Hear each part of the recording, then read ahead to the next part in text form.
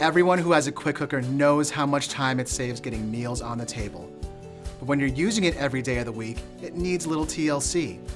Here are the top tips for keeping your quick cooker clean and working well. Each time you use your quick cooker, let it cool down, then take out the silicone ring and wash the lid with warm, soapy water.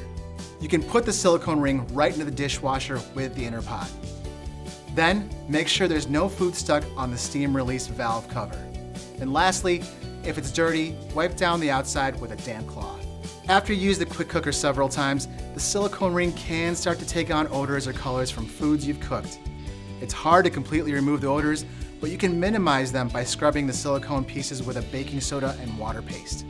If you make a lot of sweet foods and savory foods, we recommend using different silicone rings. If you use your quick cooker a lot, the silicone ring might get a little stretched out over time, which can keep the cooker from holding pressure. You can check the fit by putting the ring onto your pot to make sure it fits flush with the rim. If it's too big, throw it into the freezer for 30 minutes to shrink it back down, or you can get a replacement ring. Start your deep cleaning by removing the pressure indicator. Put your finger on the red indicator valve, then pull off the small silicone seal and let the indicator drop out. Make sure that the hole is clean so the pressure indicator can move freely. There's also a silver button on the lid's rim that keeps the lid locked when the pressure indicator is up. While the pressure indicator is out, press and release this button a few times and it should pop in and out without sticking or dragging. If it doesn't, clean carefully around the button and inside the pressure indicator hole with a brush or a cotton swab.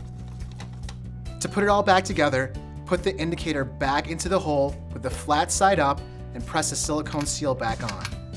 Move the indicator in and out all the way to make sure everything is back in place. To clean the steam release valve, pull it straight up and it will come right out. Then clean the inside of the valve with a small brush as well as the area on the lid where the valve was sitting. And check the nozzle to make sure there isn't any food inside. When you put the valve back on, make sure that the icon is aligned with the button and press down firmly. Once you're finished deep cleaning the lid, put the silicone gasket ring back on.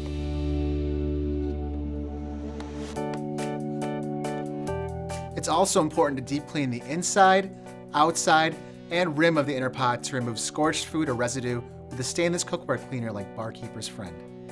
Residues and imperfections on these surfaces can keep the quick cooker from reading temperatures accurately and sealing properly. When you do your deep cleaning, check all the pieces for cracks, pitting, or other damage. If you notice that any of these parts are damaged, contact us for a replacement part. After deep cleaning your quick cooker, run a quick pressure test with 1 cup of water at high pressure for 2 minutes to make sure everything works properly. If you see steam coming out anywhere while it's building pressure, note where the steam is coming from and turn off your quick cooker.